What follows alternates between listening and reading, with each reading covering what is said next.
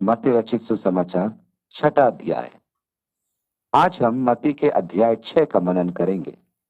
हम मत्ती के सुसमाचार के उस भाग में हैं जो सामान्यतः पर्वतीय उपदेश कहलाता है, क्योंकि यीशु ने अपने शिष्यों को गलील सागर के पर्वतों पर सुनाया था। भीड़ को देखकर वो पहाड़ पर चढ़ गया, और जब वो बैठ गया तब उसके चेले उसके पास आए और वो अपना मुंह खोलकर उनसे कहने लगा। यहाँ सबसे पहले हम ये देखते हैं कि यह उपदेश जन सामान्य के लिए नहीं है। यह कोई नियमावली नहीं है जिसका निष्पादन इस संसार ने किया हो। यह उपदेश यीशु मसीह के शिष्यों के लिए, अर्थात उनके लिए जिनकी व्याख्या इसके पहले भाग में की गई है, दिया गया है। ऐसे ही जन इसको पवित्र आत्मा के सामर्थ्य के द्वारा अपने जीवन में व्यावहारिक बना सकते हैं। इसमें सबसे पहले तो उस व्यक्ति की परिभाषा है जिससे यीशु बात कर रहा है, अर्थात जिसका वर्णन यीशु ने धन्यवादियों में किया। धन्य है वे जो मन के दीन हैं, धन्य है वे जो धर्म के भूखे और प्यासे हैं, धन्य है वे जो दयावंत हैं, धन्य है वे जिनके मन शुद्ध हैं, धन्य है वे जो मेल कराते हैं, वे परमेश्वर की संतान हैं। ये यीशु मसीह के शिष्य हैं। यीशु मसीह के शिष्यों के ये गुण हैं।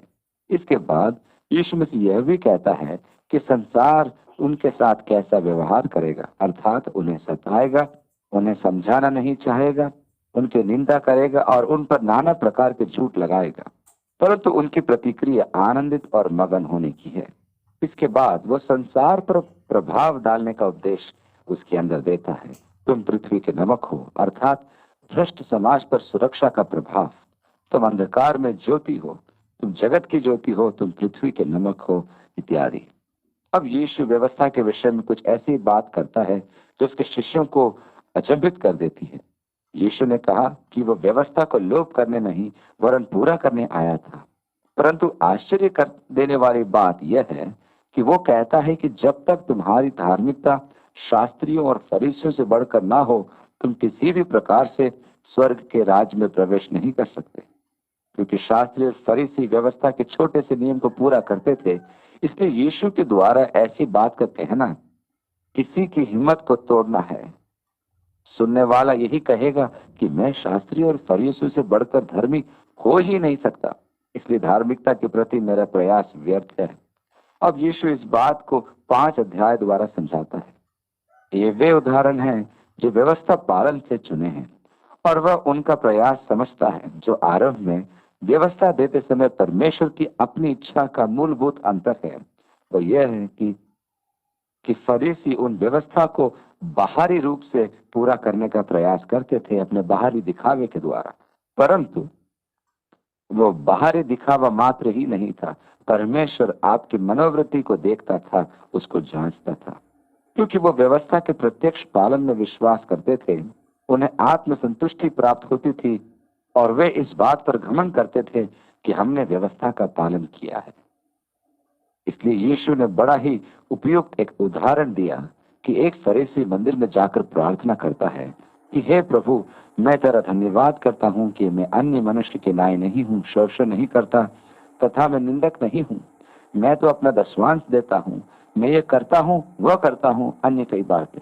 यहाँ स्पष्ट यीशु ये बताता है कि फरीसी बिल्कुल बाहरी रूप से ही व्यवस्था का पालन कर रहा था, जबकि व्यवस्था देते समय परमेश्वर की इच्छा यह थी कि मनुष्य अपने पापी स्वभाव को पहचाने और ये संसार परमेश्वर के समक्ष अपने पापों को स्वीकार करे। इस प्रकार हम देखते हैं कि उनके व्यवस्था का अर्थ संपूर्ण रूप से अनुचित था। परमेश्वर के समक्ष अपने पाप को स्वीकार कर पुकारने की अपेक्षा वे व्यवस्था को पूरा करके अभिमानी हो जाते थे। वे व्यवस्था बाहरी रूप से पूरा कर लेते थे, परंतु उसका आत्मिक पक्ष अनदेखा कर देते थे। इस प्रकार यीशु जो अंतर दर्शाना चाहता है वह व्यवस्था के अनुचित परिभाषा का है। आपने सुना है कि कहा गया है, हत्या मत कर, क्योंकि जो भी हत्या करता है वह दंड पाने के योग्य है। परंतु मैं तुमसे कहता हूं कि अपने भाई से जो घृणा करे उसने वही अपराध किया है। तो आप देखते हैं कि यहाँ घृणा है जो हत्या को जन्म देती है। इस प्रकार घृणा करना ही आज्ञा का उल्लंघन है। यदि आपने अपने भाई को निकम्मा कहा तो आपने अपने मन में उसका विनाश किया है, तो आपका मन इस आज्ञा के प्रति अपराधी हो गया है। तू व्यभिचार मत कर। यीशु ने कहा, ये शारीरिक क्रिया मात्र ही है, नहीं परंतु किसी स्त्री पर कुदृष्टि डालते ही आपके मन में यह अपराध हो गया। व्यवस्था का मूल उद्देश्य था कि हम परमेश्वर के समक्ष अपने पापों को पहचानें। पौलुस कहता है कि कभी वह समय भी था जब वह व्यवस्था के पालन में सिद्ध था। उसने फिलिपियों की कलीसिया को लिखा, धार्मिकता के विषय में ये व्यवस्था है जो मैंने पूरा किया। परंतु रोमियो की कलीसिया को लिखता है कि मैं नहीं जानता था कि लालच करना पाप है जब तक कि व्यवस्था ने मुझे ये आज्ञा नहीं दी। इस प्रकार जब मुझे ये एहसास हुआ कि व्यवस्था हमारी अभिलाषाओं पर नियंत्रण रखती है, तब पाप का जन्म हुआ और मैं मर गया। दूसरे शब्दों में, मैं मारा गया, अर्थात मुझे मृत्यु दंड दिया गया। मैं अपराधी था। वह अब तक तो यही सोचता था कि वह अपराधी नहीं है, परंतु जब उसने पहचाना कि व्यवस्था आत्मिक है और मैं दैहिक हूं, तब विफलता का बोध जागृत हुआ। यीशु विशेषकर यही बातें समझा रहा है कि व्यवस्था आत्मिक है, इसलिए मनुष्य परमेश्वर की व्यवस्था को न ही पूरा कर सकता है, न ही कर पाया है। इसी कारण यीशु मसीह ने कहा कि जब तक तुम्हारी धार्मिकता शास्त्री और फरीसियों से बढ़कर न हो, तब तक तुम स्वर्ग के राज्य में प्रवेश नहीं कर सकते। उनकी धार्मिकता कर्म संबंधी की, और यदि आप कर्मों पर आधारित धार्मिकता प्राप्त करना चाहते हैं तो आप उसमें आगे नहीं निकल सकते। परमेश्वर ने धार्मिकता का आधार मनुष्य के विश्वास पर रखा है, अर्थात मसीह यीशु मनुष्य के विश्वास को परमेश्वर की धार्मिकता गिनता है। पौलुस ने कहा, मैंने उस धार्मिकता को जो कभी मुझ में थी और व्यवस्था पर आधारित थी, मैंने सहर्ष उतार फेंका। वे बातें जो व्यवस्था के अनियमित मेरे लिए लाया कि मैं अपने प्रभु मसीह यीशु की पहचान की उदारता के कारण सब बातों की हानि समझता हूँ, जिसके कारण मैंने सब वस्तुओं की हानि उठाई और उन्हें कूड़ा समझता हूँ, जिससे मैं मसीह को प्राप्त करूं और उसमें पाया जाऊं, न कि अपनी उस धार्मिकता के साथ जो मसीह पर विश्वास करने के कारण है और परमेश्वर की ओर से विश्वास करने पर मिलती है। इसलिए परमेश्वर के साथ एक नया संबंध है जो विश्वास द्वारा धार्मिकता कहलाता है, और यह मसीह यीशु में विश्वास रखना है। यह धार्मिकता परमेश्वर ने दी है, इसलिए मेरी धार्मिकता शास्त्री और फरीसियों से बढ़कर है, क्योंकि यह धार्मिकता मसीह यीशु की धार्मिकता है और मेरी एकमात्र आशा है कि मैं स्वर्ग के राज्य में प्रवेश करूंगा। मसीह यीशु के द्वारा परमेश्वर के परिपूर्ण कार्य में मेरा विश्वास मुझे यह धार्मिकता प्रदान करता है कि मैं परमेश्वर के समक्ष खड़ा हो पाऊं। 6 अध्याय में यीशु सबसे पहले एक सिद्धांत का प्रतिपादन करता है, और जैसे कि महान गुरुओं की विधि है कि एक सिद्धांत की घोषणा, उदाहरण, उसके पश्चात उस सिद्धांत की व्याख्या। सिद्धांत यह है, तुम मनुष्यों को दिखाने के लिए अपने धर्म के काम न करो। दान देना एक धर्म का काम है। तुम मनुष्यों को दिखाने के लिए अपने धर्म के काम न करो। यहाँ यीशु जो आपके भले कामों के पीछे जो उद्देश्य है उसके विषय में चर्चा करता है। यह सुनिश्चित कर लीजिए कि आपके भले कामों के पीछे जो उद्देश्य है वो मनुष्य द्वारा प्रशंसा प्राप्त करने की लालसा तो नहीं। यहाँ ध्यान दीजिए कि आप भले काम मनुष्य को दिखाने के लिए न करें। बाइबल स्पष्ट करती है कि हम सबको मसीह के न्याय सिंहासन के सामने खड़ा होना है और हमारे कार्य जैसे भी हैं उनका न्याय किया जाएगा। हमारे कामों के पीछे जो उद्देश्य है उनका न्याय किया जाएगा। यदि हमारे उद्देश्य अनुचित रहे तो हमारे भले काम व्यर्थ होकर लकड़ी और भूसे के समान जल जाएंगे। हमारे भले कामों की अग्नि परीक्षा होगी और हमारे अनेक काम जो हमने प्रभु के लिए किए हैं भस्म हो जाएंगी। वे सब धुएं में उड़ जाएंगे। केवल वे काम जो मैंने साफ दिल से और शुद्ध उद्देश्य से परमेश्वर के सामने किए हैं अग्नि परीक्षा में सुरक्षित रहेंगे। उनका प्रतिफल मुझको भी मिलेगा। बाकी मेरे समस्त काम का न्याय किया जाएगा। प्रेरित पौलुस उस उद्देश्य के विषय में कहता है कि मसीह का प्रेम मुझे बाध्य करता है, और यह सत्य है कि मसीही सेवकाई में प्रेम सबसे बड़ी प्रेरणा वरन उचित प्रेरणा है। मैं बहुत बड़े बड़े काम कर सकता हूँ, परंतु यदि उनके पीछे प्रेम नहीं है तो सब व्यर्थ है। मैं अपना सब कुछ बेच दूं, मेरा सब कुछ गरीबों को बांट दूं, प्रेस में समाचार दे दूं कि मैं सब कुछ गरीबों को बांट रहा हूं, और समाचार पत्र में गरीबों के साथ मुस्कुराते हुए फोटो छपवा दूं, और टीवी में मेरा समाचार प्रसारित हो कि मैं कैसा महान व्यक्ति हूं, मैंने कैसा महान काम किया, सब जगह मेरी ही चर्चा हो, मैंने अपना सब कुछ बेच दिया और गरीबों को दे दिया। यहाँ मेरा उद्देश्य चर्चा का विषय बनना था कि सब कहें कि कैसा महान व्यक्ति है। मुझे मेरा प्रतिफल मिल गया कि सब मेरी प्रशंसा कर रहे हैं। बस यही मेरा प्रतिफल है। और जब मैं परमेश्वर के सामने खड़ा होकर आशा से मुस्कुराऊंगा कि परमेश्वर अब मुझे प्रतिफल देगा, वो मेरा लेखा देख कर कहेगा कि यहाँ तो कुछ भी नहीं लिखा है। मैं परमेश्वर से कहूंगा कि प्रभु, क्या तूने मुझे टीवी पर नहीं देखा था? क्या तूने सुना नहीं था जब लोग मेरी प्रशंसा कर रहे थे? तब परमेश्वर मुझसे कहेगा, ध्यान है, वही तो तेरा प्रतिफल था और वो तो तुझे मिल गया। यीशु यही कह रहा है कि आप इस उद्देश्य से ऐसे काम मत करिए जिससे आप आकर्षण का केंद्र बने। मनुष्य से प्रशंसा पाने के लिए यदि ऐसा हम करते हैं तो वही हमारा प्रतिफल है, और स्वर्ग में हमारे लिए कुछ नहीं है। यीशु ने यह भी कहा कि तुम जगत की ज्योति हो, तुम ज्योति को छिपा नहीं सकते, इसलिए तुम्हारे काम या भले काम छुपाए नहीं जा सकते, वे दिखाई देंगे।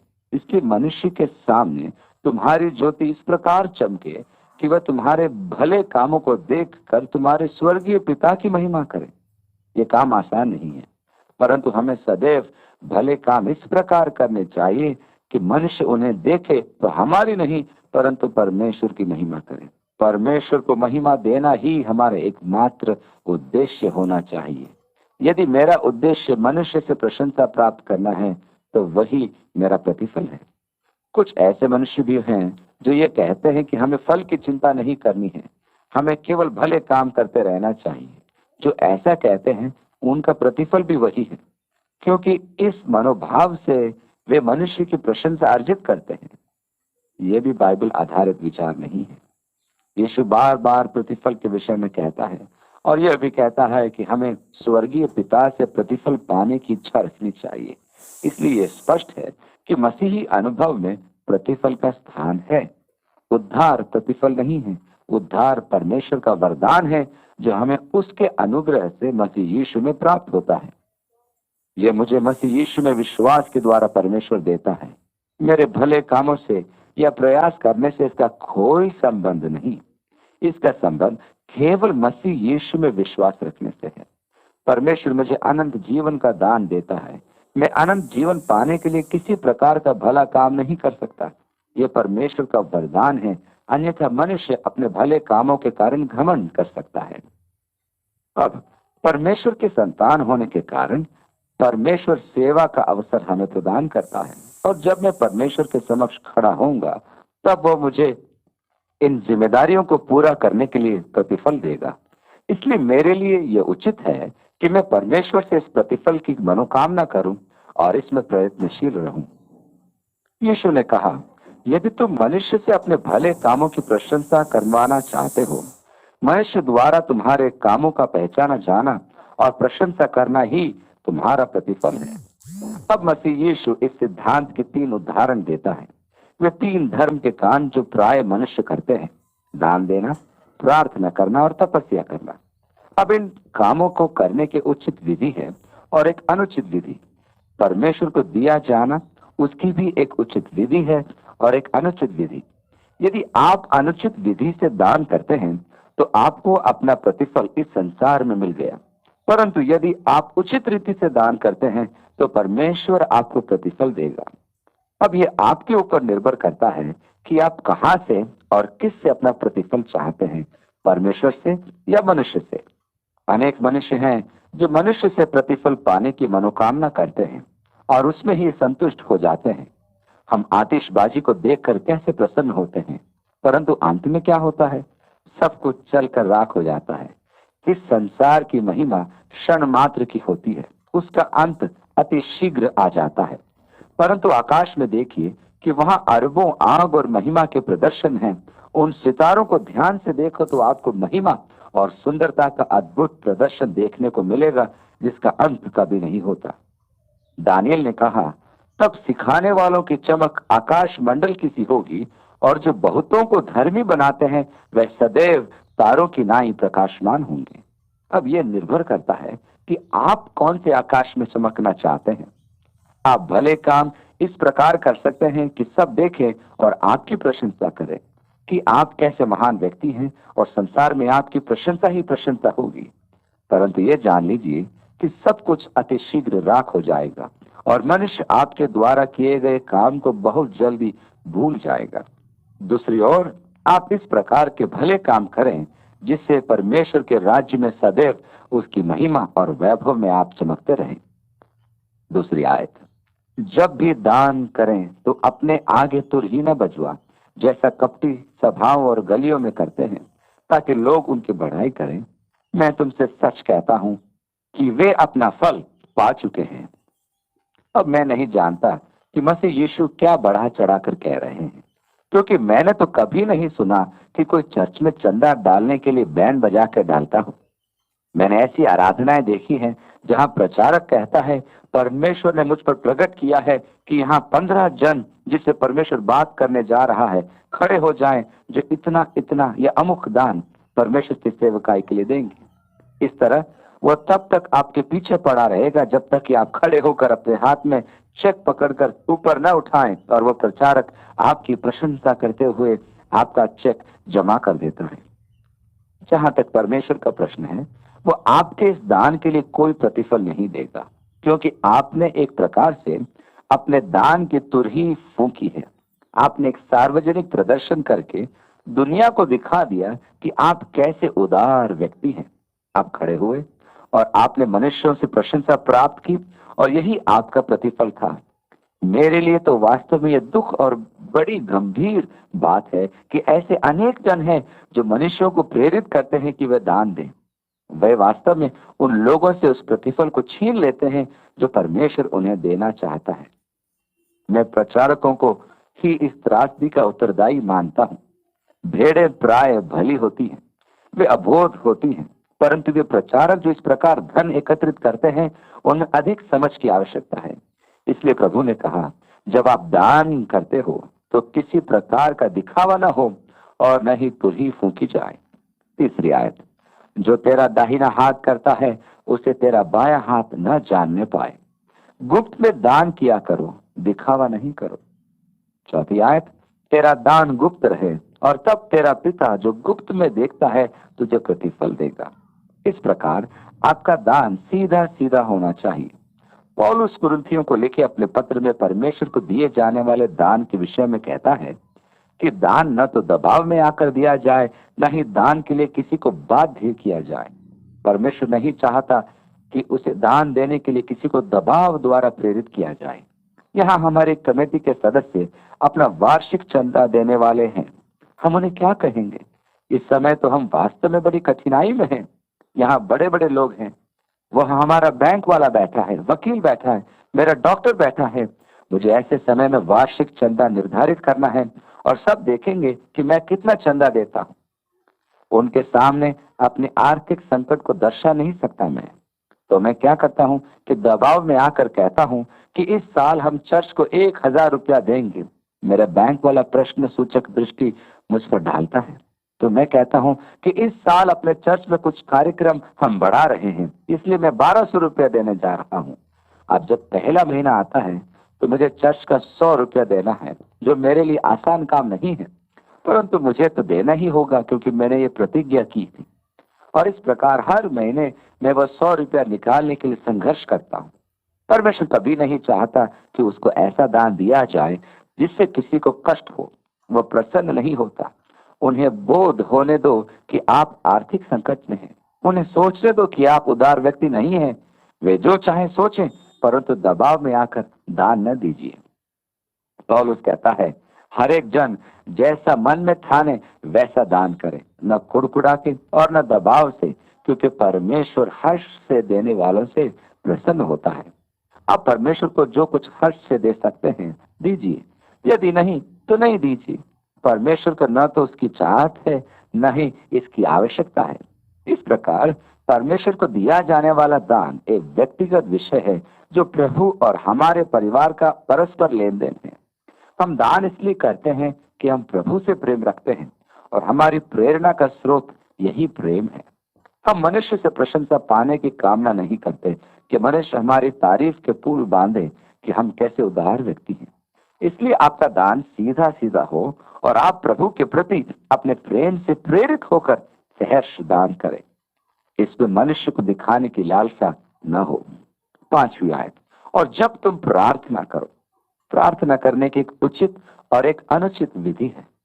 5वीं आयत में आगे लिखा है, कपटियों के समान न हो, क्योंकि लोगों को दिखाने के लिए सभाओं में और सड़कों की मोड़ों में खड़े होकर प्रार्थना करना उनको अच्छा लगता है। मैं तुमसे सच कहता हूं कि वे अपना प्रतिफल पा चुके। एक यहूदी के जीवन में प्रार्थना अत्यधिक महत्व रखती थी। उसे दिन में 2 बार पढ़ना अनिवार्य था। इसलिए पुराने नियम के 3 भाग थे। सबसे पहला था व्यवस्था विवरण, अध्याय 6, यहोवा हमारा परमेश्वर है, यहोवा एक ही है, तू अपने परमेश्वर यहोवा से अपने सारे मन, सारे जीव और अपनी सारी शक्ति के साथ प्रेम रखना। उसे सुबह सुबह पहले और रात में सबके अंत में यह पद दोहराना होता था। सुबह 9 बजे से पहले और रात को 9 बजे से पहले किसी भी स्थिति में इसे दोहराना अनिवार्य था। दूसरी प्रार्थना थी शिमिनोफ। इसमें 18 प्रार्थनाओं का संग्रह था। बाद में एक और प्रार्थना इसमें जोड़ दी गई, परंतु उसका नाम शिमिनोफ ही रहा, जिसका अर्थ है 18। ये 18 प्रार्थनाएं बचपन से ही कंठस्थ करनी होती थी। ये दिन में 3 बार सुबह 9 बजे, दोपहर 12 बजे और 3 बजे पढ़ना अनिवार्य था। अब क्योंकि उन्हें ये प्रार्थनाएं सुबह 9 बजे, दोपहर 12 बजे और 3 बजे पढ़ना अनिवार्य था, यह उनका अभ्यास बन गया था और वे बिना सोचे समझे शीघ्र अतिशीघ्र उसे पढ़ दिया करते थे। अब इस प्रकार की पृष्ठभूमि में रहने के कारण वे जहां कहीं भी होते थे, चाहे बाजार में ही क्यों ना हो, समय होते ही वे अपने चादरों को सिर पर डालकर इन प्रार्थनाओं को दोहराया करते थे। देखने वाले उनकी प्रशंसा करते थे कि वे कैसे आत्मिक जन हैं। ये अति संभव था कि इन प्रार्थनाओं के दोहराते समय उनके मन में ये विचार आता होगा कि देखने वाले उन्हें कैसा आत्मिक जानते होंगे। पवित्र जन उनको मानते होंगे, प्रभु मैं तेरा धन्यवाद करता हूँ कि सब मुझे देख रहे हैं, मैं कैसा धर्मी जन हूँ। अब हम किसी भी विषय को बार बार दोहराते रहेंगे तो वो हमारे लिए अर्थहीन हो जाता है और हम यंत्रवत उसे पढ़ते हैं। हमारा मस्तिष्क ऐसा अभ्यस्त हो जाता है जैसे कि समय पर मशीन काम करना आरंभ कर देती है। शब्दों पर हम ध्यान देना छोड़ देते हैं। जब हम भोजन की प्रार्थना करते हैं तब हम शब्दों में अभ्यस्त होते हैं कि मुंह से उच्चारण तो करते हैं परंतु मन खाने की ओर लगा होता है। इस प्रकार ऐसी प्रार्थनाएं शब्दों को अर्थहीन दोहराना है। इसलिए सबसे पहले प्रार्थना में जो आवश्यकता है कि मैं ऐसे स्थान पर प्रार्थना न करूं जहां सब जन मुझे देखें और मेरी प्रशंसा करें कि मैं कैसा प्रार्थनाशील व्यक्ति हूं। मैंने एक प्रचारक के बारे में सुना है, उसके प्रार्थनाशील व्यवहार के लिए सब उसकी प्रशंसा करते थे और मुझे उस व्यक्ति से भेंट करने की इच्छा जागृत हुई। इत्तेफाक कुछ ऐसा हुआ कि हम दोनों किसी शिविर में उपस्थित थे। वहां मुझे समझ में आया कि उसको ऐसा यश क्यों प्राप्त हुआ। प्रतिदिन सुबह 6 बजे वह व्यक्ति प्रार्थना भवन में प्रार्थना करता सुनाई देता था और यहाँ तक संपूर्ण शिविर उसे सुन सकता था। वह पूरा 1 घंटा प्रार्थना करता था। मैं सोचने लगा कि क्या परमेश्वर चाहता है हम प्रार्थनाशील व्यक्ति की प्रतिष्ठा प्राप्त करें। 6ठी आयत, परंतु जब तू प्रार्थना करे तो अपनी कोठरी में जा और द्वार बंद करके अपने पिता से जो गुप्त में है प्रार्थना कर और तब तेरा पिता जो गुप्त में देखता है प्रतिफल देगा। मुझे अचंभा होता है कि उस व्यक्ति को अपने प्रार्थनाशील जीवन से क्या प्रतिफल प्राप्त होता है। क्या वो प्रार्थनाशील कहलाए जाने की प्रतिष्ठा मात्र है? अब वो व्यक्ति विशेष इसी प्रतिष्ठा का अभिलाषी है और वह अपनी प्रतिष्ठा को बनाए रखने के लिए वह इस प्रकार प्रार्थना करता है कि सब ध्यान दें कि वह प्रार्थना कर रहा है। हमें अपनी प्रेरणा के प्रति सावधान रहना है। प्रार्थना में भी मैं जो कहता हूं उसकी परख मेरी प्रेरणा के द्वारा की जाती है। याकूब कहता है तुम्हें मिलता नहीं क्योंकि तुम मांगते नहीं हो। वो आगे कहता है तुम मांगते तो हो परंतु तुम्हें मिलता नहीं क्योंकि तुम्हारी याचना अपनी लालसा की पूर्ति हेतु की जाती है। दूसरे शब्दों में यह अति संभव है कि प्रार्थना की मेरी प्रेरणा अनुचित हो तो आपने देखा कि प्रेरणा कैसी महत्वपूर्ण बात है। इसलिए बाइबल में लिखा है हर एक मनुष्य अपने आप को जांच कर देखे, क्योंकि हम अपने आप को जांचेंगे तो परमेश्वर हमारा न्याय नहीं करेगा। इसलिए यह उचित ही होगा कि हम जांचें मैंने यह काम क्यों किया। यह संभव है कि मैं धोखा खा जाऊं, ये जानते हुए कि अपने प्रेरणाओं के संबंध में धोखा खाना संभव नहीं। दाऊद कहता है, परमेश्वर तूने मुझे परख कर देखा है, तू मेरी चिंताओं को जान ले और देख मुझ में कोई बुरी चाल है कि नहीं। हे परमेश्वर, मुझे जांच कर जान ले। हे परमेश्वर, तू मुझे दिखा।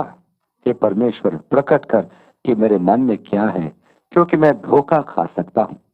परंतु मैं परमेश्वर को धोखा नहीं दे रहा, क्योंकि वो मन को परखने वाला है। वो मेरे हर एक काम के पीछे मेरे उद्देश्यों को जानता है। परमेश्वर जानता है कि मैं समय गंवाना नहीं चाहता। यदि मैं कुछ करता हूँ तो मैं उस काम को उचित उद्देश्य से करना चाहता हूँ और मैं प्रभु से प्रतिफल प्राप्त करना चाहता हूँ। इसलिए अति सावधान रहें कि हम ध्यान आकर्षित करने की प्रार्थना कर रहे हैं या मनुष्यों के ऊपर प्रभाव डालने की प्रार्थना कर रहे हैं। यहूदी तो मनुष्य पर प्रभाव डालने की प्रार्थना करते थे, परंतु आप सावधान रहें कि आप मनुष्यों को प्रभावित करने के लिए प्रार्थना तो नहीं करते। प्रार्थना का उद्देश्य मनुष्यों के ऊपर प्रभाव डालना नहीं है। प्रार्थना परमेश्वर को प्रभावित करने के लिए की जाती है। इसलिए अपने कमरे में जाएं, द्वार बंद करें और प्रार्थना करें।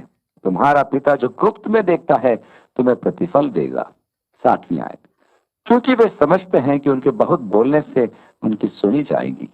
उस समय प्रार्थना में अनेक शब्दों के प्रयोग का प्रचलन था। प्रार्थना की महत्ता शब्दों से, समय और लंबाई से नहीं आंकी जाती। बाइबल में जितनी भी प्रार्थना है सब छोटी है। हम प्राय ये सोचते हैं कि जब तक हम 1 घंटा घुटनों पर प्रार्थना नहीं करेंगे तब तक प्रार्थना में प्रभाव उत्पन्न नहीं होगा।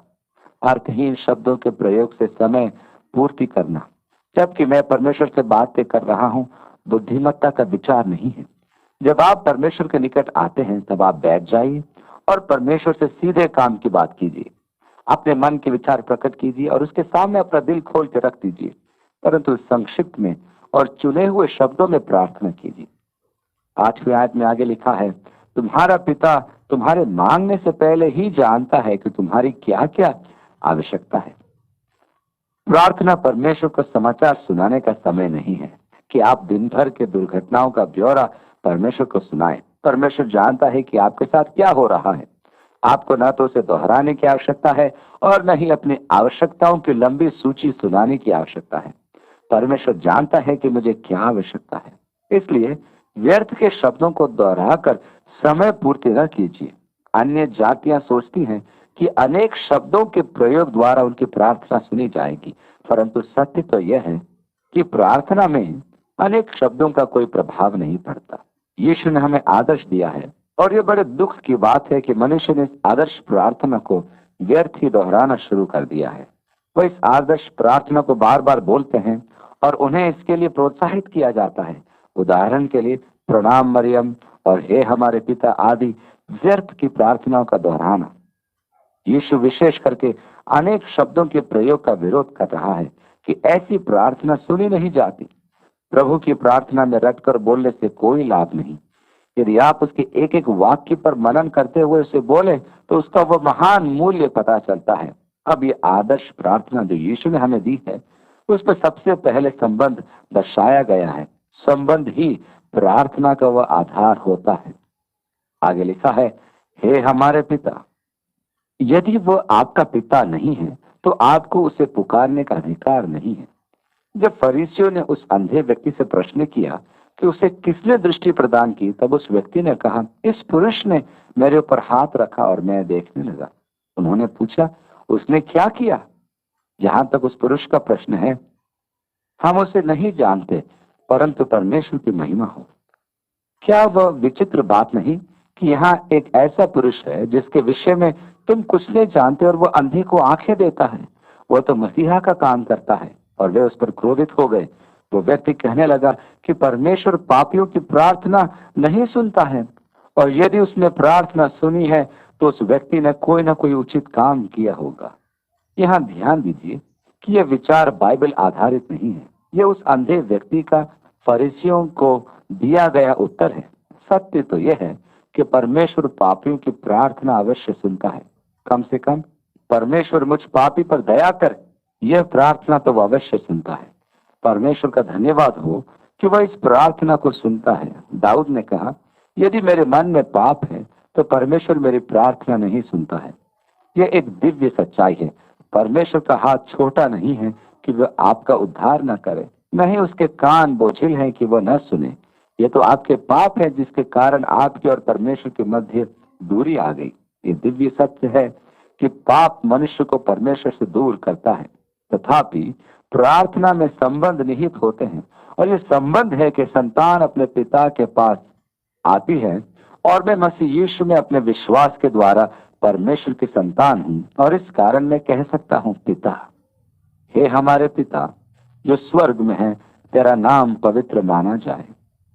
तेरा नाम पवित्र माना जाए, इसको हम दूसरे शब्दों में कह सकते हैं, तेरा नाम श्रद्धेय है। यहूदियों में परमेश्वर के नाम को बहुत अधिक श्रद्धा दी जाती थी।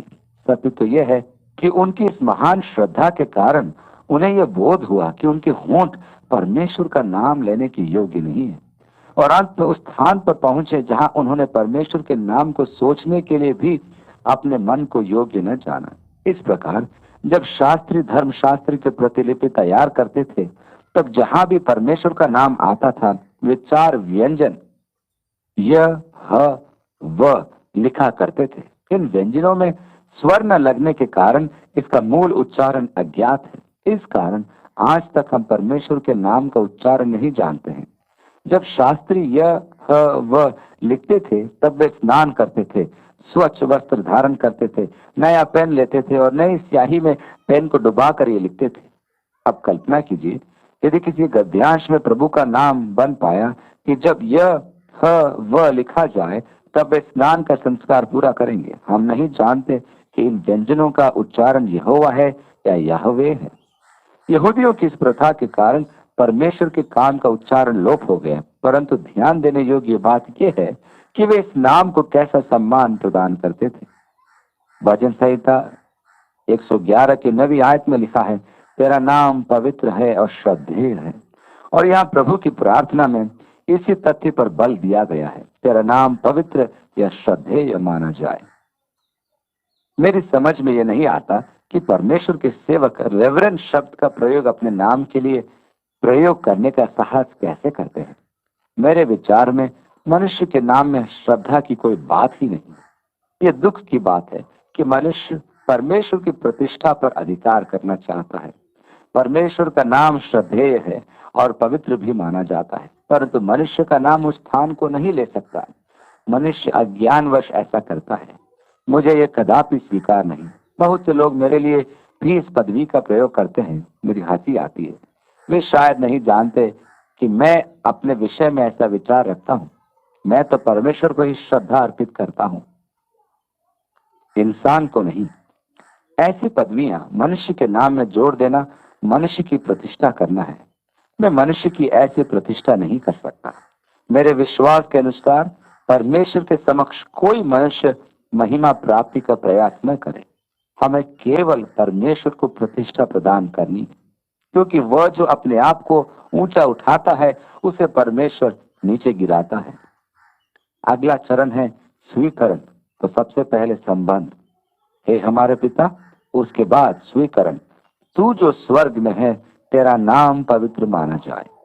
परमेश्वर ने यिर्मयाह से कहा, देख, मैं प्रभु परमेश्वर, क्या मेरे लिए कोई कार्य कठिन है?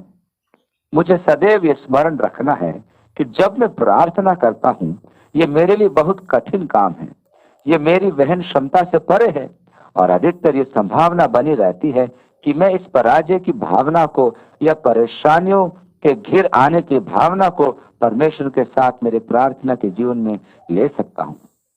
इसलिए जिससे बात कर रहा हूँ, उसकी पहचान प्रार्थना के लिए अत्यधिक महत्वपूर्ण है। इब्रानियों की पुस्तक में लिखा है, क्योंकि वह जो परमेश्वर के समक्ष आता है, उसे यह विश्वास करना आवश्यक है कि वह है। वह क्या है? वह अनंत परमेश्वर है, जो वैसे ही दिखता है जैसे यीशु ने कहा, जो सब प्रकार की जानकारी रखता है। जैसा यीशु ने कहा, जो मेरी याचना से कहीं अधिक विपुलता से देता है। तेरा नाम पवित्र माना जाए।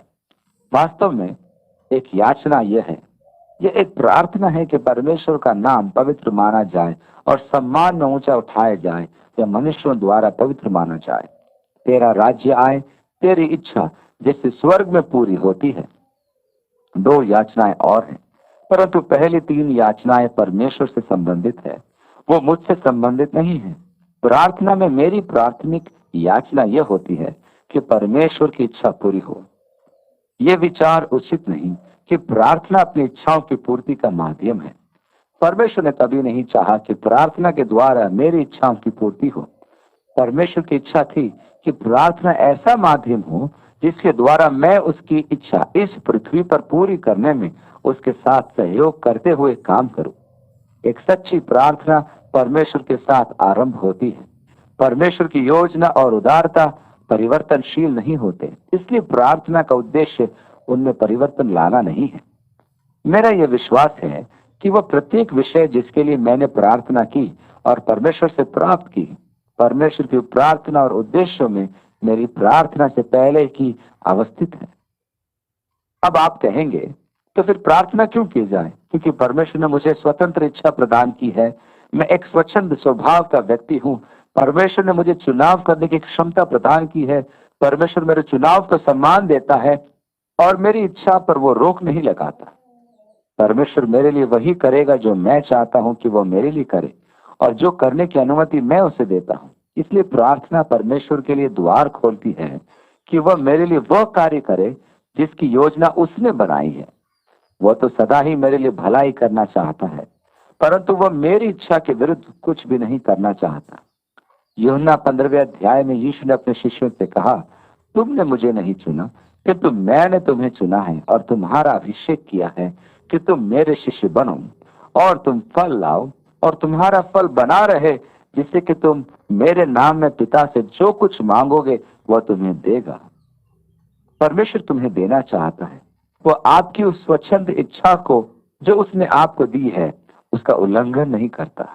प्रार्थना परमेश्वर के लिए द्वार खोल देती है कि वह आपके लिए वह सब कुछ कर सके जो वह आपके लिए सदा से करना चाह रहा है, परंतु वह आपकी इच्छा का उल्लंघन नहीं करना चाहता। इसलिए प्रार्थना परमेश्वर के उद्देश्यों के साथ आरंभ होती है और प्रार्थना का वास्तविक बल अपनी इच्छा पूर्ति नहीं है। आज के अनेक बाइबल शिक्षक की यही भ्रांति है। इसका कारण यह है कि उन्हें थियोलॉजी की परिपूर्ण शिक्षा प्राप्त नहीं है। वे नई नई विचारधाराओं में बह जाते हैं। ये मनुष्य की चतुराई है कि वह कोई नई विचारधारा लेकर आ जाते हैं और सब उनके पीछे भागने लगते हैं, परंतु ये तो पुरानी विचारधारा है कि प्रार्थना आपके लिए राजदंड स्वरूप है, जिसे पकड़कर आप संसार पर राज कर सकते हैं। आप परमेश्वर के सामने अपनी मांग रखते हैं कि वो उसे पूरी करे, और आप बल देकर प्रार्थना करते हैं और ये विश्वास रखते हैं कि जो कुछ आपने मांगा है परमेश्वर उसे आपको देगा। ऐसा नहीं होता है। परमेश्वर जिन्न तो नहीं कि आपकी मनोकामनाओं को पूरा करे। वो तो जगत का अधिपति स्वामी है, जिसके नियंत्रण में संपूर्ण जगत है। और मैं परमेश्वर को मेरी उन सब प्रार्थनाओं के लिए धन्यवाद देता हूँ जिनका उत्तर मुझे नहीं मिला। यदि परमेश्वर मेरी सब प्रार्थनाओं का उत्तर दे देता तो मैं संसार में उपद्रव मचा देता, क्योंकि मैं उन विषयों के लिए प्रार्थना कर रहा था जिन्हें मैं स्वयं नहीं समझ पाता था, क्योंकि मैं संपूर्ण परिदृश्य नहीं देख पाता था। मुझे तो ये विश्वास था कि मैं सब कुछ जानता हूँ, परंतु मेरा ज्ञान अधूरा था। मैं अपने ज्ञान के आधार पर ही प्रार्थना कर रहा था, परंतु जब मुझे संपूर्ण ज्ञान प्राप्त हुआ तो मैंने कहा, बहुत अच्छा हुआ। परमेश्वर का धन्यवाद हो कि उसने मेरी प्रार्थना का उत्तर नहीं दिया, अन्यथा मैं तो बड़ी परेशानी में फंस जाता। परमेश्वर को अधिपति ही रहने दो, उसे परमेश्वर ही रहने दो, उसे परमेश्वर का सम्मान दो और जान लो कि प्रार्थना का वास्तविक प्रभाव मेरी इच्छाओं की पूर्ति नहीं है, परंतु उसकी इच्छा को पूरा करना है। तेरी इच्छा जैसे स्वर्ग में पूरी होती है वैसे पृथ्वी पर भी पूरी हो। इसमें कोई संदेह नहीं कि मेरी आवश्यकताएं हैं, और ये भी अनुमति नहीं है कि मैं परमेश्वर से उनके लिए याचना करूं। हमारे पास यहाँ हमारी आवश्यकताओं के निमित्त कुछ याचनाएं हैं। हमारे दिन भर की रोटी आज हमें दे। ये वे आवश्यकताएं हैं जो जीवन के लिए और जीवित रहने के लिए अनिवार्य है। 12वीं आयत, और जिस प्रकार हमने अपने अपराधियों को क्षमा किया है, वैसे ही तू भी हमारे अपराधों को क्षमा कर। क्षमादान बहुत महत्वपूर्ण आवश्यकता है। यहाँ ध्यान दीजिए कि पहली याचना वर्तमान आवश्यकता है जो आज के दिन से संबंधित है। दूसरी याचना हमारे बीते हुए जीवन से संबंधित है, अर्थात क्षमादान यह वह एक बात है जो अब तक अनुचित ही है। हमारे अपराधों की क्षमा कर, यह हमारे बीते हुए जीवन से संबंध को दर्शाती है। 13वीं आयत, पर हमें परीक्षा में न ला, परंतु बुराई से बचा, क्योंकि राज्य और पराक्रम और महिमा सदा तेरे ही हैं। ये हमारे भविष्य से संबंधित है। परमेश्वर मेरे जीवन की बागडोर अपने हाथ में ले और मेरे जीवन के भविष्य को लेकर तू चला। ये याचनाएं हमारे जीवन के बीते हुए समय, वर्तमान समय और आने वाले समय से संबंधित हैं। वे मेरी आवश्यकताएं, मेरे क्षमादान, मेरे मार्गदर्शन और मेरी मुक्ति की व्यक्तिगत याचनाएं हैं। यही वो मूलभूत विषय है जिन्हें लेकर मैं अपने जीवन में परमेश्वर के पास आता हूँ। शारीरिक आवश्यकताएं, क्षमादान और मार्गदर्शन एवं मुक्ति प्रार्थना परमेश्वर के पास पहुंचती है। 13वीं आयत, और हमें परीक्षा में न ला, परंतु बुराई से बचा, क्योंकि राज्य और पराक्रम और महिमा सदा तेरी ही है। देखा जाए तो प्रार्थना के वास्तव में 3 रूप है।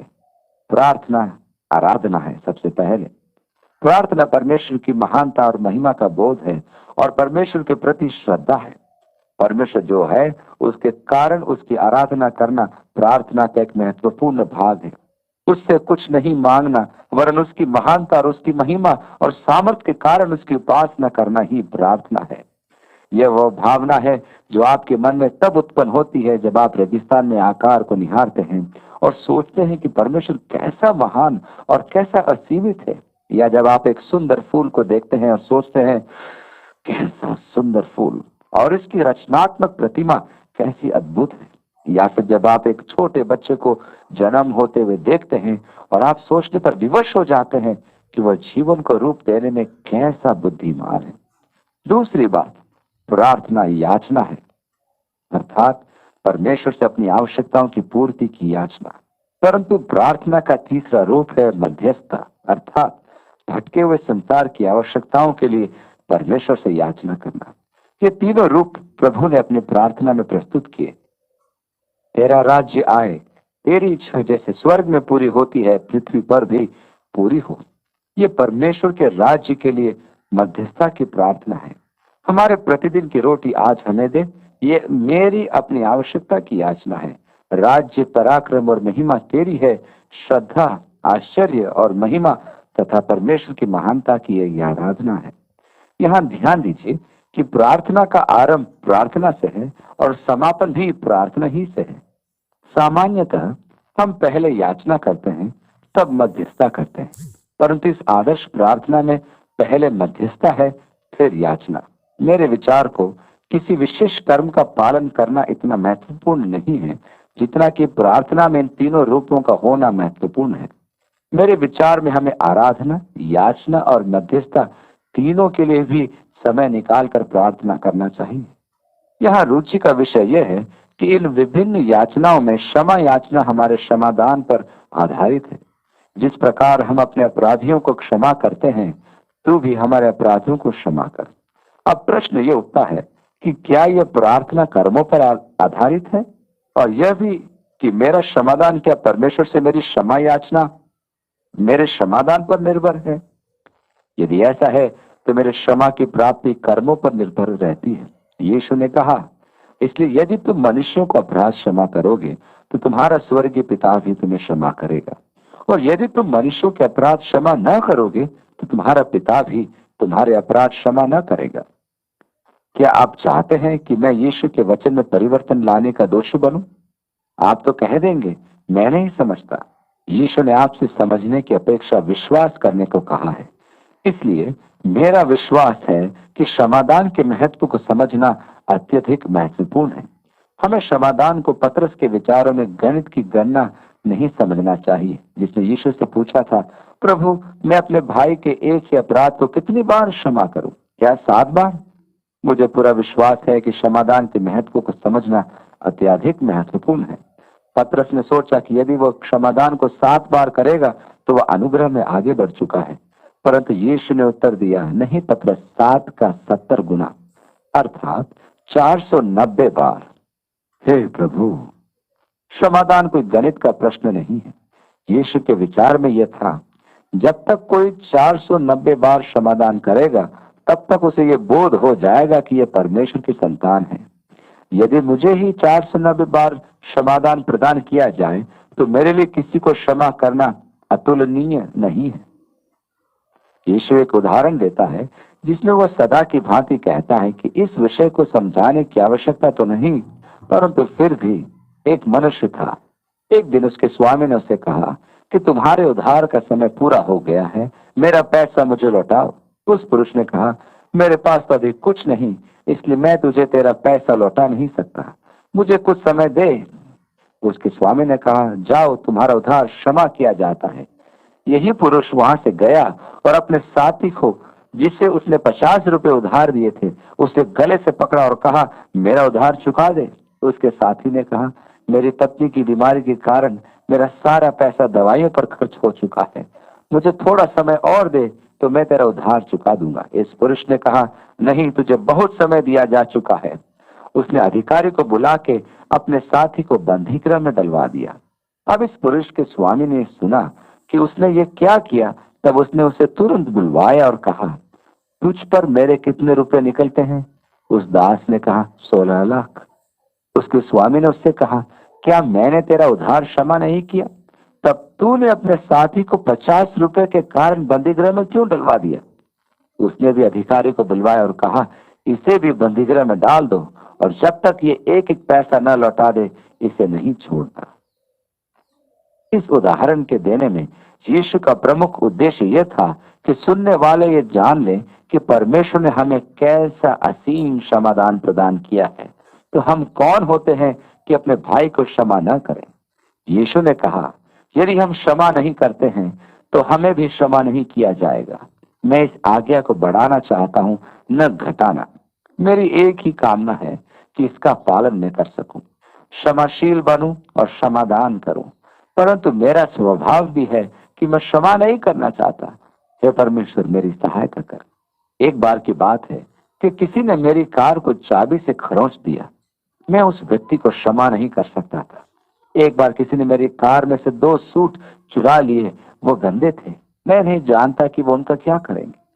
पहनने के लिए तो उसे उन्हें फाड़ना ही होगा, परंतु ये जो ध्यान देने योग्य बात है वो ये है कि मैं उन्हें क्षमा नहीं करना चाहता था, परंतु परमेश्वर ने मुझे वह जो अनंत आत्मा प्रदान की कि यदि आप जनमान्य व्यक्ति हो तो आपको उसका मूल्य चुकाना होगा, क्योंकि जितने अधिक लोग आपको जानते हैं उतने ही अधिक लोग आपसे घृणा भी करते हैं, अर्थात अधिक जानकारी अधिक बैर।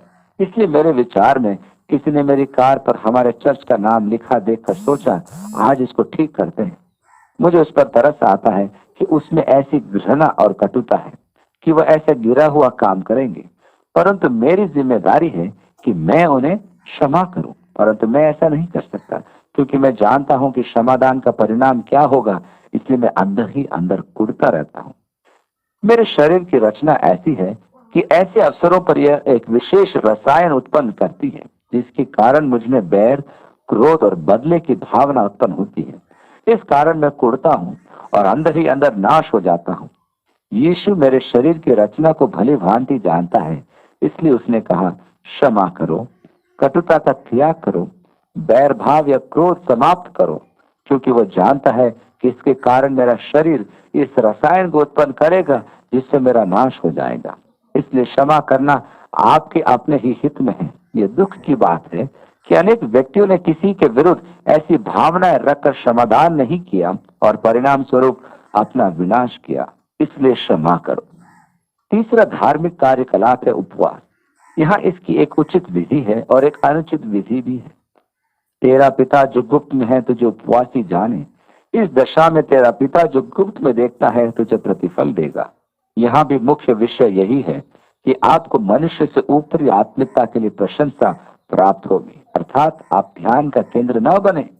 जब मैंने अपनी सेवकाई का आरंभ किया था तब मैं प्राय उपवास रखता था, अब तो मैं अधिक उपवास नहीं रखता। उन दिनों में जब मैं उपवास करता था तब ऐसा होता था कि कई बार मुझे अपने कलीसिया के सदस्यों के घर जाना पड़ता था और प्राय ऐसा होता था उस घर की बहन अतिथि सत्कार स्वरूप घर का बनाया हुआ केक मुझे खाने के लिए दिया करती थी, परंतु मैंने उपवास रखा हुआ था। ऐसे समय में क्या करना चाहिए? क्या मैं उससे कह दूं कि मैंने उपवास रखा है और इस प्रकार स्वर्गीय प्रतिफल से वंचित हो जाऊं? नहीं, मैं उपवास तोड़ दिया करता था, क्योंकि मुझे मनुष्य से प्रशंसा नहीं अपितु परमेश्वर से प्रतिफल की आशा थी। यह भी सुनने की लालसा रहती है, यही उनका प्रतिफल है। अब यीशु अपने उपदेश में एक भिन्न विषय पर प्रवेश करते हैं। वो हमसे धन के विषय में चर्चा करते हैं, जो मूल रूप से नकारात्मक है। 19वीं आयत में, अपने लिए पृथ्वी पर धन इकट्ठा न करो, जहाँ कीड़ा और काई बिगाड़ते हैं और जहाँ चोर सेंध लगाते और चुराते हैं। हमारे संसार में प्राय देखा गया है कि मनुष्य सोना, चांदी, हीरे, जवाहरात आदि खरीदता रहता है कि उनका भविष्य सुरक्षित हो। मुझे याकूब का कहा हुआ वचन सदैव स्मरण आता है, हे धनवानों, सुन तो लो, अपने आने वाले क्लेशों पर चिल्ला कर रो। तुम्हारे सोने चांदी में काई लग गई है और वह काई तुम पर गवाही देगी और आग की नाई तुम्हारा मांस खा जाएगी। तुमने अंतिम युग में धन बटोरा है। अपने लिए स्वर्ग में धन इकट्ठा करो, जहाँ न तो कीड़ा और न काई बिगाड़ते हैं और जहाँ चोर न सेंध लगाते और न चुराते हैं। पृथ्वी की अपेक्षा स्वर्ग में धन एकत्रित करने के परामर्श में यीशु के कहने का अर्थ यह था, जहाँ तेरा धन है वहां तेरा मन भी लगा रहेगा। यदि आपने इस पृथ्वी पर धन एकत्रित किया है तो आपका तन इस संसार में और इस संसार की बातों में लगा रहेगा। यदि आप स्वर्ग में धन एकत्रित करते हैं तो आपका मन स्वर्ग में और आत्मिक बातों में लगा रहेगा। पृथ्वी की वस्तुएं समयकालिक हैं, स्वर्ग की वस्तुएं अनंत है। यीशु ने बड़ा रोचक दृष्टांत कहा, जिसे हम लूका के अध्ययन में विस्तार से देखेंगे। इस दृष्टांत को समझना कुछ कठिन है कि उस व्यक्ति के विषय में जो अपने स्वामी का लेखाकार था। जब समय आया वो अपने नौकरी से निकाला जाए, तब उसने क्या किया? उसने अपने सब कर्जदारों को एक एक करके बुलाया और उनसे पूछा, और उन पर उसके स्वामी का क्या निकलता था। जिसने कहा 100 लीटर, उसने कहा किताब में 50 लिखते। जिसने कहा 10 किलो आटा, उसने उससे सब कर्जदारों को आधा आधा कर क्षमा कर दिया, क्योंकि वो जानता था कि उसकी नौकरी समाप्त होने वाली है और तब यह व्यक्ति उसकी आवश्यकता के समय आभारी होकर उसके साथ खड़े होंगे। यीशु ने कहा कि उस सेवक के मालिक ने उसकी सराहना की, इसलिए नहीं कि उसने छल किया, परंतु इसलिए कि उसने समझदारी का प्रदर्शन किया। उसने यह भी कहा, इस पीढ़ी के संतान ज्योति के संतान से अधिक बुद्धिमान है। यहाँ ध्यान दीजिए कि वह व्यक्ति अपनी वर्तमान स्थिति का प्रयोग अपने भविष्य को सुरक्षित बनाने में कर रहा है। यीशु भी हमसे यही कहता है कि अपने भविष्य को सुरक्षित बनाने के लिए वर्तमान का सदुपयोग करो, अर्थात एक बार आप मर गए तो आप अपने आत्मिक लेखे में कुछ नहीं जोड़ पाएंगे। इसलिए आज जो अवसर आपको प्राप्त है उसका लाभ उठाइए। स्वर्ग में धन एकत्रित करने का यही अर्थ है कि आज आप क्या करते हैं। हम प्रभु से कहते हैं, जो कुछ मेरा है वो सब तेरा है, इसमें संदेह नहीं, परंतु हम सबका उपयोग करते हैं और उन्हें समाप्त कर देते हैं। प्रभु के लिए क्या बचता है? प्रभु कहता है, नहीं, अपना धन स्वर्ग में एकत्रित करो, क्योंकि उसका कारण है, जहां तेरा धन होगा वहां तेरा मन भी होगा। 22वीं आयत में आगे, शरीर का दिया तो आंख है, इसलिए यदि तेरी आंख निर्मल हो तो तेरा सारा शरीर भी उजियाला होगा, परंतु यदि तेरी आंख बुरी हो तो तेरा सारा शरीर भी अंधियारा होगा। इस कारण तो उजियाला जो तुझ में है, यदि अंधकार हो तो वह अंधकार कैसा होगा। कोई मनुष्य दो स्वामियों की सेवा नहीं कर सकता, क्योंकि वह एक से बैर और दूसरे से प्रेम रखेगा। वह एक से मिला रहेगा और दूसरे को तुच्छ जानेगा। तुम परमेश्वर और धन दोनों की सेवा नहीं कर सकते। इस प्रकार यहाँ विषय वस्तु है धन एकत्रित करना। यदि धन आपके जीवन का स्वामी है तो आप परमेश्वर के सेवक नहीं हो सकते, क्योंकि आप परमेश्वर और धन दोनों की सेवा नहीं कर सकते हैं। आपके दो स्वामी हैं, तो आप एक का सम्मान करेंगे और दूसरे से घृणा। मनुष्य प्राय ऐसा ही करता है, परंतु आप ऐसा नहीं कर सकते। परमेश्वर अब हमसे चिंता के विषय में चर्चा करता है। इसलिए मैं तुमसे कहता हूं कि अपने प्राण के लिए चिंता न करना कि हम क्या खाएंगे और क्या पिएंगे, और न अपने शरीर के लिए कि क्या पहनेंगे। क्या प्राण भोजन से और शरीर वस्त्र से बढ़कर नहीं?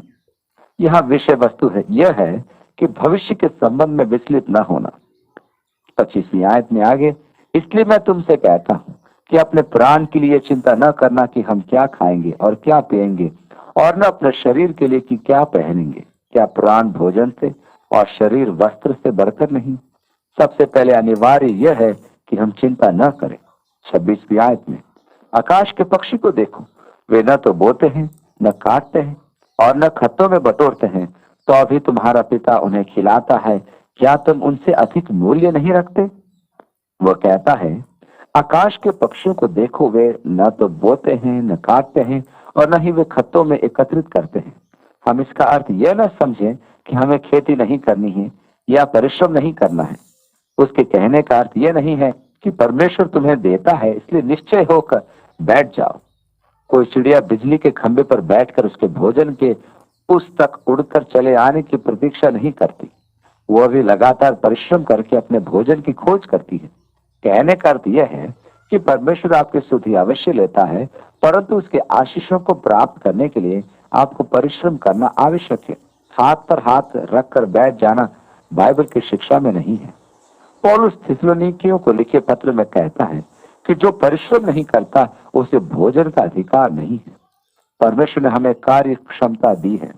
मेरी पोती कहती है, परमेश्वर ने मुझे बुद्धि दी है और वो चाहता है कि हम अपने क्षमता और बल का सदुपयोग करें, परंतु भविष्य की चिंता न करें कि हम कल क्या करेंगे, हम अपने खर्चे कहां से पूरे करेंगे। परमेश्वर जानता है कि आपको क्या आवश्यकता है। वह आकाश के पक्षियों को भोजन देता है।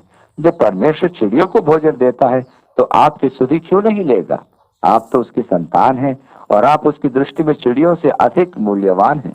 इसलिए निश्चिंत रहिए, वो आपकी सुधि अवश्य लेगा, इसलिए चिंता मत करो। 27वीं आयत, तुम में से कौन है जो चिंता करके अपनी अवस्था में एक घड़ी भी बढ़ा सकता है? मैं अपने छोटे कद के लिए बड़ा ही चिंतित रहता हूँ। मैं कैसे कभी कभी सोचता हूँ कि काश मेरा कद थोड़ा और लंबा हो जाए।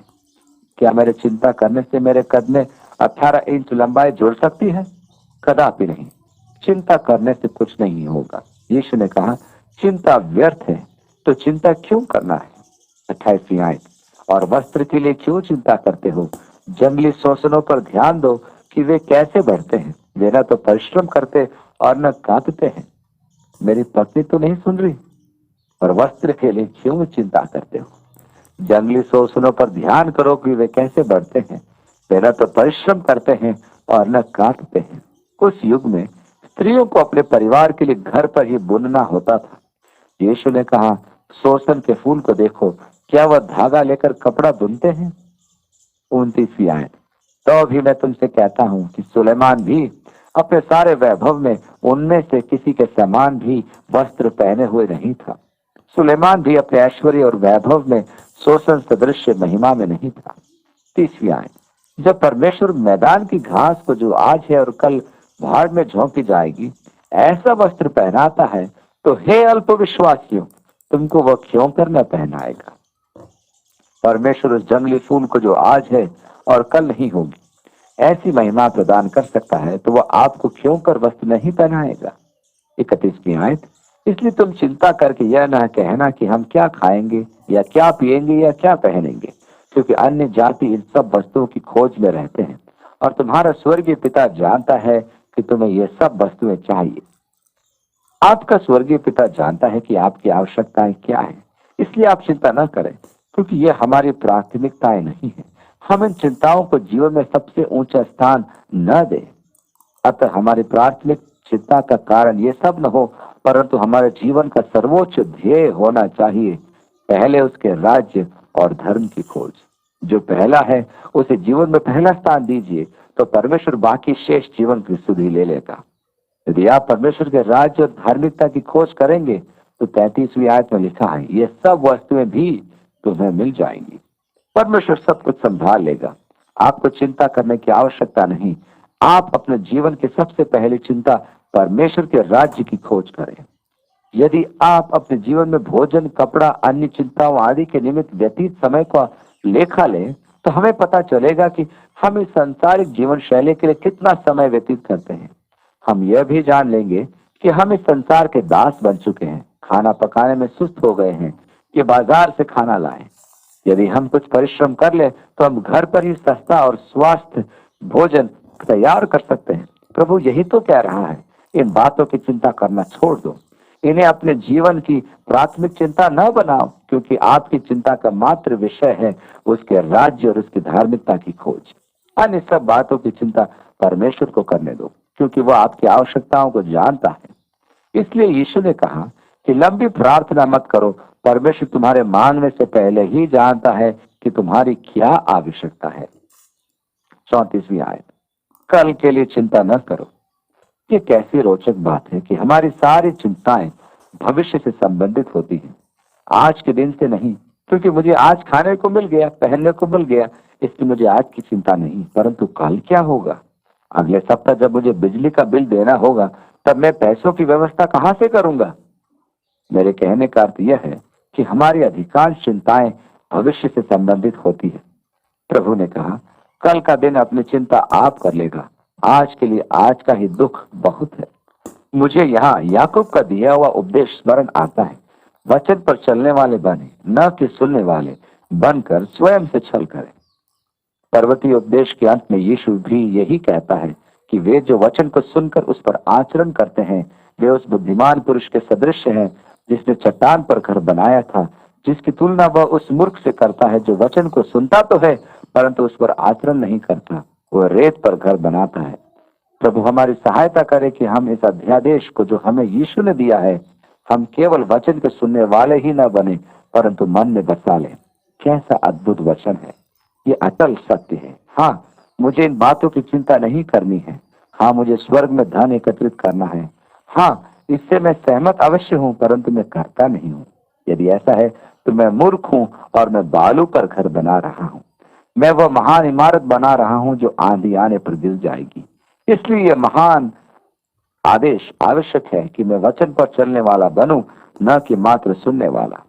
परमेश्वर हम में से प्रत्येक की सहायता करे कि हम पर्वतीय उपदेश के श्रोता होने की अपेक्षा उसके कर्ता बने, और यह कि सिद्धांत हमारे जीवन की वास्तविकता बन जाए और हम यीशु के इन वचनों में पक्के होते जाएं, ताकि हम स्वर्गीय पिता के सच्चे संतान ठहरे और पिता की उन सब आशीषों के, आनंद के और भलाइयों के प्राप्त करता हूं जो उसने अपने संतान के लिए सुरक्षित रखी हैं।